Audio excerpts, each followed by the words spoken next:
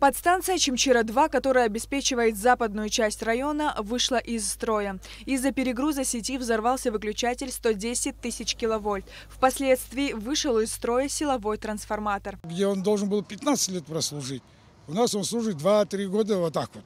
Он практически новый.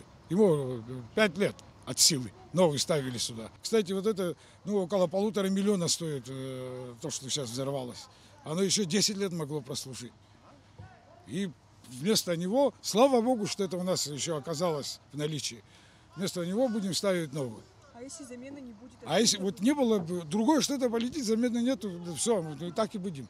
В пятницу с обеда до поздней ночи бригада РУП Черноморэнерго проводила ремонтные работы по замене выключателя.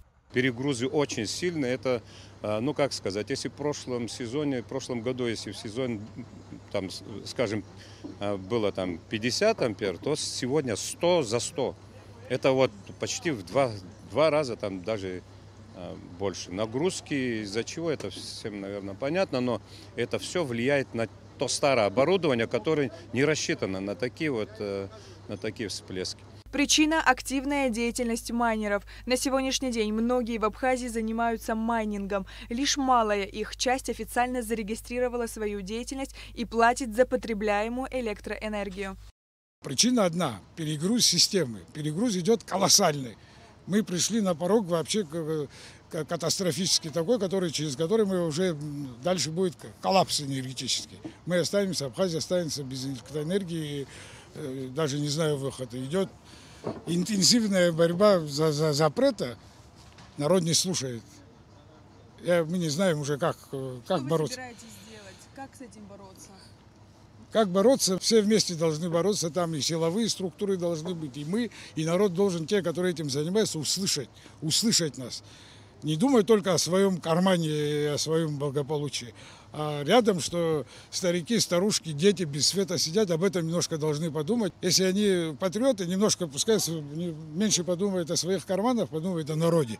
Главный инженер РУП Черноморэнерго Тимур Кация также добавил, что из-за энергоемкого майнинга, биткоина и других криптовалют Абхазия оказалась на грани кризиса. А зимой ситуация значительно ухудшится, даже при условии перетока электричества из России. Хочу, чтобы вы слышали, поняли, немножко вошли в положение. Они живут в Абхазии, для Абхазии.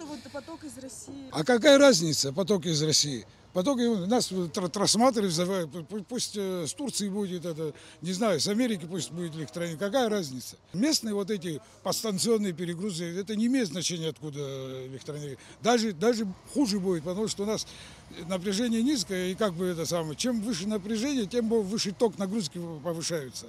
Еще хуже будет. По словам специалистов, решение вопросов майнеров должно быть комплексным, с задействованием всех структур нашего государства.